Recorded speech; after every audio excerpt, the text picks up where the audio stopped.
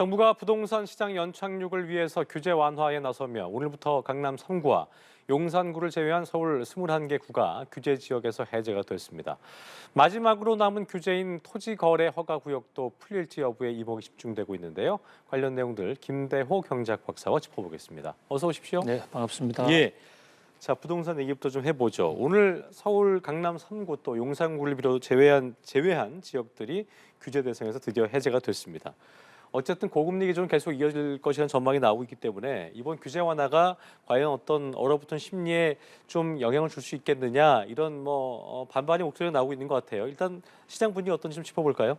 예, 지금 서울 25개 자치구 가운데 21개 구, 그러니까 용산, 강남, 서초, 송파를 제외한 나머지 21개 구, 또 경기도의 광명, 하남 등 4개 지역, 예. 그동안에 조정 대상 지역이나 투기 과열 지구로 남아있던 전국의 마지막 규제 지역 중에서 4개를 제외한 나머지가 오늘 아침 0시부터 완전 해제가 되었습니다. 예. 지난 1월 2일 날 이미 주정심을 통과한 내용이지만 우리 행정법 절차에 따라서 관보에 게재됨으로써 효력이 발생하는데 이제 오늘 아침 0시부터 4개구를 제외하고는 그 규제 조정 대상 지역이라든지 투기 과열 지구에 의한 규제는 없어집니다. 자, 이제 이래 되면 과연 이제 부동산 시장에 어느 정도 영향을 줄 것인가, 이 대목을 지금 질의를 하셨는데요. 예.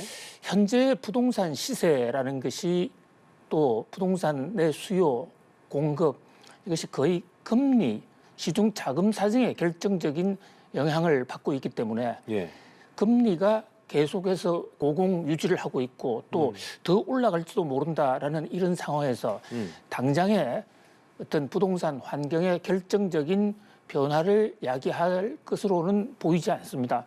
다만 현재 분양 아파트, 분양의 경우에는 현재 부동산 시세와 금리 상황과는 무관하게 그동안에 수십 년 동안 또 수년 동안 준비해 왔고 또 계획에 따라서 분양의 기회가 항상 있는 것이 아니기 때문에 이제 둔촌 주공 아파트를 비롯해서 서울에 또는 전국적으로 일부 지역에 분양 아파트가 나오고 있는데 이 부분에 대해서는 좀 수요가 살아날 수도 있다. 예. 현재 분양 미달이 많이 나오고 있거든요. 그 분양 미달이 나오는 핵심적인 요인 중에 하나가 현재 분양 아파트에 당첨이 돼서 분양을 받으면 그 집에는 반드시 몇 년 동안 의무로 거주를 해야 됩니다. 이것을 실거주 의무라고 하는데요. 그다음에 또 금액이 조금 넘어가면 중도금이 대출을 안 되는 이런 것들이 바로 조정 대상 지역이나 투기 과열 지구로 지정됨에 따라서 나타나는 규제였는데 이게 해제가 되거든요.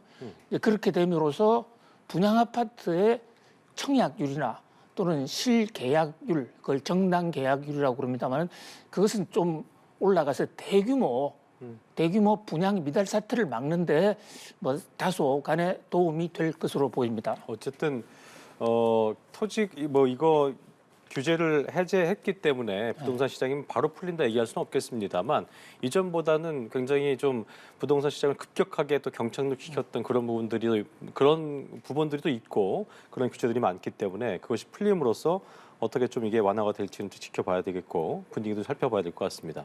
그리고 이렇게 부동산 규제가 완화가 되면서 마지막으로 남은 규제라고 할 수 있겠죠. 토지 거래 허가 구역. 이게 해제될까 관심도 커지는 모습인 것 같은데 일단 시청자 이해를 위해서 박사님께서 토지 거래 허가 구역이 어떤 것인지 설명을 좀 해주시고 해제 여부는 어떻게 좀 보시는지 들어보겠습니다.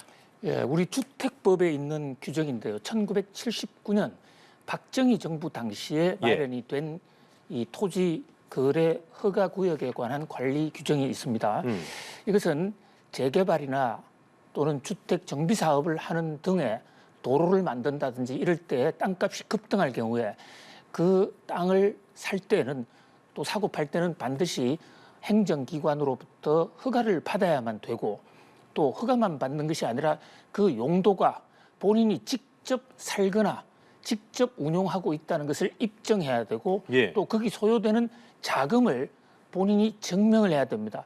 그래서 굉장히 까다로운 아주 첩첩 고강도 규제였죠. 예. 이게 지금 문재인 정부 때 다시 발동이 돼서 현재 서울의 강남 지역 일부, 또 여의도, 목동, 서울 성수동 이런 지역에 지금 토지 거래 허가 구역으로 지정이 돼 있거든요. 이것은 조정 대상 지역이나 투기 과열 지구와는 별도의 차원에서 또 하나의 그 규제입니다. 그런데 이것은 지금 상당히 강력한 규제인데 그 그래픽에서 보시다시피 전국적으로 돼 있는 것도 아니고 서울의 경우에도 아주 그 재개발 수요가 많은 그런 일부 지역에만 돼 있는데 이것은 현재 1년 단위로 갱신 여부가 결정되는데 그 시한이 4월 달로 다가옵니다. 예. 이번에 주택 주정심 국토부에서 한 이 조정 대상 지역이나 또는 투기 과열 지구의 심의하고는 전혀 다른 어떤 절차와 체계로서 이루어지고 있는데요. 현재로서는 국토부도 또 서울시도 현재 이 투기 거래 허가 지역 구역을 지정권자가 서울시와 국토부 지방자치단체장으로 되어 있는데 현재 양쪽에서는 여기에 대해서 일체 언급이 없습니다. 가타부타 4월 달 가서 보자. 현재 이런 기류를 보이고 있습니다. 예, 일단 조심스러운 모습인 것 같은데 어쨌든 최근에 주가 하락세도 그렇고 정부의 규제 완화 기조를 좀 보면 이거 토지거래 허가구역 소폭이나마 해제가 좀 돼야 되지 않냐 이런 목소리가 있는데 서울시에서는 당장 해제 여부 검토는 사실 없다는 입장을 보이고 있고 지금 얘기하신 것처럼 4월까지 좀 지켜봐야 되는 부분인 것 같거든요. 좀 조심스러워하는 어떤 그 배경은 어떤 거라고 좀 봐야 될까요? 네, 정부는 지금 부동산 시장의 경착륙, 거의 급작스럽게 하락함으로써 시장이 붕괴되는 상황을 막기 위해서 예. 연착륙을 유도하기 위해서 그동안 문재인 정부가 취해왔던 부동산 규제를 아주 상당히 많은 양을 지금 해제하고 있습니다. 그러면서도 또 다른 한편으로는 혹시 투기 수요가 아직도 완전히 불식되지 않았을 수도 있다. 예. 또 이런 각도에서 급격하게 규제를 완전 해제하는 것은 시장에 잘못된 신호를 줄 수 있기 때문에 원희룡 장관도 지금 규제 해제하는 것은 빚내서 집 사라는 게 결코 아니다.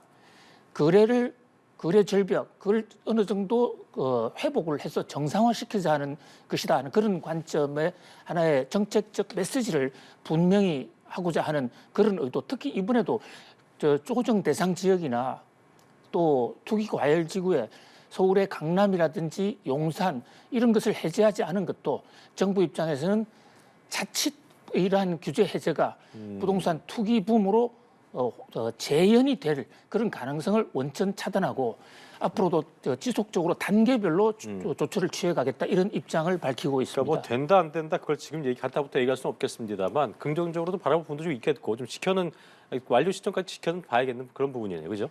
그렇습니다. 현재 지금 토지 거래 허가 구역 저것은 사실 각 국민의 기본권을 중대하게 침해하는 것으로 문제의 소지가 많이 있어요. 그런 얘기 많이 있어왔죠. 세계적으로도 집을 사고 파는데 정부의 허가를 받고 그것도 어디서 돈을 구해올 것인지 그 증명원을 다 가져오게 하는 나라가 사회주의 국가 외에는 없습니다.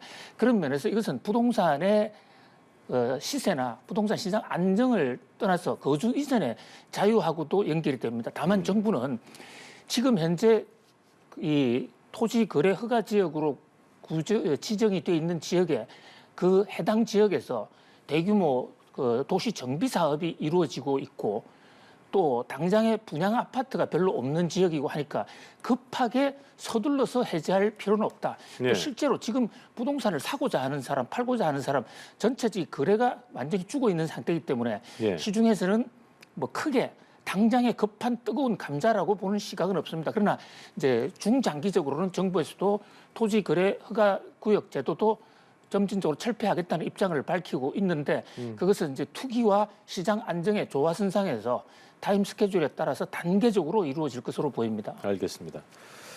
자, 그리고 고도 제한 얘기 좀 해볼게요. 그 9년 만에 35층 높이 제한이 폐지가 됐는데 이게 좀 그럼 앞으로 어떻게 보면 재건축도 그렇고 재개발도 그렇고 정비 사업이 탄력받지 않겠냐 이런 예상이 있던데 어떻게 예상을 좀 해볼 수 있을까요? 예, 지금 고도 제한이라는 게 음. 정확하게 2013년에 당시 박원순 시장이 예. 스카이라인, 서울의 고도, 스카이라인 규정에 대한 조례를 만들면서 서울에서는 이 주거용 아파트를 35층 이상 짓지 못한다라는 네. 그런 규정을 만들었습니다. 네. 그리고 이어서 2014년에 5년 단위로 만드는 서울시의 도시기본계획법, 이 도시기본계획법은 앞으로 향후 5년 동안 서울에서 있는 모든 주택 건설 관련 사업에 아주 지침이 되는 헌법과 같은 것이거든요. 거기에다가 또 아예 못을 박아놨어요. 그렇기 때문에 다른 관련법에서 서로 허용을 해준다 하더라도 이 그 도시기본계획법의 규정에 막혀서 하질 못했습니다. 근데 이제 이 새로 그 박원순 시장에 이어서 취임을 한 오세훈 시장의 공약이기도 했고 그동안에 계속해서 35층 제한을 풀겠다라고 공약을 해왔는데 네. 이번에 5년 단위의 도시기본계획법을 이제 다시 만드는 시점이에요. 거기다가 아예 못을 35층이 안 된다라는 규정을 철폐해버렸습니다. 그게 오늘 확정이 됐어요. 그러니까 이제는 35층이라는 이유만으로 그 이상은 못 짓는다는 규정은 없습니다. 그러나 용적률이라는 게 그 단위 면적당 총 지을 수 있는 건물이 들어가는 연건평 이런 규제는 전혀 바뀌지 않았거든요. 예. 그래서 무조건 다 지을 수 있는 것은 아니고요. 이것은 케이스 바이 케이스로 또 다른 관련 이 건축법 규정 등을 감안을 해서 이제 그 조정을 하겠다. 그러니까 35층을 짓게 허용을 했다기보다도 35층 이상은 무조건 안 된다라는 규정을 일단 철폐했다. 그리고 지을 수 있느냐 없느냐는 35층 이상은 그때그때 케이스 바이 다른 법률 근거, 다른 주택정책심의위원회 규정을 따라서 그때그때 결정하겠다. 이렇게 큰 변화가 있었다. 이렇게 볼 수 있습니다. 알겠습니다. 자, 주제를 좀 바꿔서 미국으로 좀 가보죠. FOMC 의사로 공개됐습니다. 저희가 늘 항상 백사님과도 이 얘기 많이 하는데 시장에서 올해 하반기쯤 뭐 박사님과도 그런 얘기를 했었고 하반기쯤 마지막쯤에는 금리 인하 한 번쯤 있지 않겠냐. 뭐 이런 예상을 좀 해봤었는데 이 뭐 연내에는 기준금리 인하할 생각하지 마. 뭐 이런 얘기였던 것 같아요. 예, 미국 연준의 최고 통화 금리 정책 결정 기구인 FOMC 공개시장위원회라고 그러는데요. 여기서 이제 금리를 올리고 내리지 않습니까? 그런데 금리를 올리거나 내릴 때 그 당시에는 최종적인 결정밖에 못 봅니다. 그래서 바로 FOMC에서는 시장의 이해를 돕기 위해서 또 미리 대비를 하기 위해서 당시에 어떤 논의가 있어서 금리가 어떻게 변동했느냐는 그 자세한 사항을 마이뉴트란 이름으로 그러니까 의사초록이죠. 형태로 이제 일정 기간이 지나면 공개를 하는데 지난 이 12월 달에 미국 연준이 FOMC를 하면서 그 당시에 자이언트 스텝 0.75%를 이제 그만두고 0.50 빅스텝으로 금리 인상 속도 조절을 좀 하지 않았습니까? 예. 그때 실제로 연준 위원들 간에 어떤 얘기가 나온 것이냐. 이 얘기가 관한 회의록이 공개가 됐는데요. 지금 앵커님 말씀하신 대로 뭐 일각에서는 이제 2023년이니까 2023년 후반기 정도 가면 금리 인하도 갈 수 있지 않겠느냐. 또는 금리를 이제 인상을 동결하는 그런 것도 이른바 연준 피봇 기대가 있었지 않습니까? 그런데 막상 회의록을 열어보니까 좀 지난 거긴 합니다만은 바로 한 달 전 FOMC 상에서는 2023년 금리 인상에 대해서는 금리 인하에 대해서는 말 한마디 언급도 없고 오히려 물가 안정을 위해서 지금의 긴축 기조를 절대로 흐트러뜨리면 안 된다. 특히 심지어 금리 인상폭을 0.75에서 0.50으로 낮췄다 해서 시장을 오판하지 말라.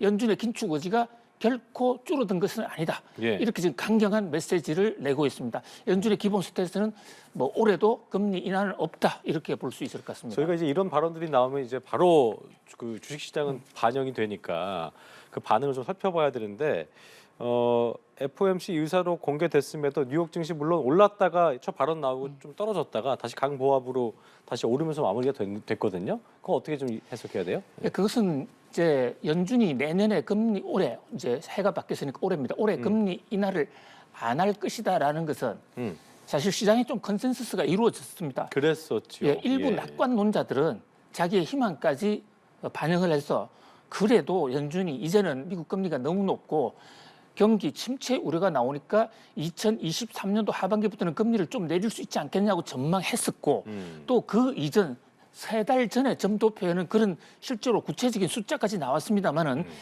작년 연말을 기점으로 제롬 파월 연준 의장이 금리 인하 속도는 2024년에 가서 보자라는 이런 전망이 전문가들 사이에서는 좀 확산이 되어 있었거든요. 맞아요. 예. 그런 각도에서 본다면 연준 의사록, FOMC 의사록에서 나오는 올해 금리 인하 없다라는 이 발언은 시장에 이미 반영된 하나의 재료다. 네. 그래서 그렇기 때문에 시장에 큰 영향을 주지 않았다. 이렇게 볼 수 있습니다. 근데 궁금한 거는 뭐냐면요. 금리 인하도 인하지만 지금 올라가고 있잖아요. 그러니까 그렇습니다. 정점이 어디여서 우리도 그렇고 미국도 그렇고 아 정점 확인은 이제 됐구나. 여기서 더 가지는 않는구나. 이제 가다 언젠가 내려가겠지. 이런 상황이 먼저 온 게 먼저인 것 같거든요. 그거 맞습니다. 언제쯤 예상할 수 있어요? 네, 그게 가장 중요한 지금 그러니까요. 뜨거운 핫 이슈인데요.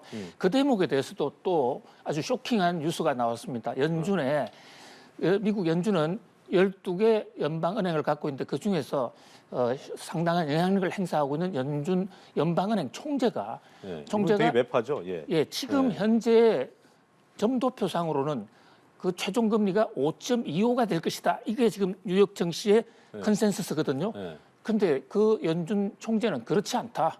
5.4까지 올려야 된다. 1%더 얘기하더라고요. 그렇습니다. 그때. 1%를 더. 그러니까 지금 현재 연준의 기준금리가 4.25인데 이것을 1% 포인트 더 올리자. 그러면 빅 스텝을 한다면 2번, 베이비 스텝을 한다면 4번 정도 금리를 더 올린다. 그리고 최종 금리도 더 올라가고 그 최종 금리 시점도 당초 우리가 예견했던 올해 6월 말보다는 조금 더 늦어질 수도 있다. 이런 이 긴축적 신호가 좀 더 발휘됐다. 이렇게 볼 수 있습니다. 뭐 예상할 수 없지만 비둘기적인 결과가 왔으면 좋겠다는 바람을 가져보면서 오늘 여기서 마무리 짓겠습니다. 경제 읽기 김대호 박사와 함께했습니다. 고맙습니다. 감사합니다.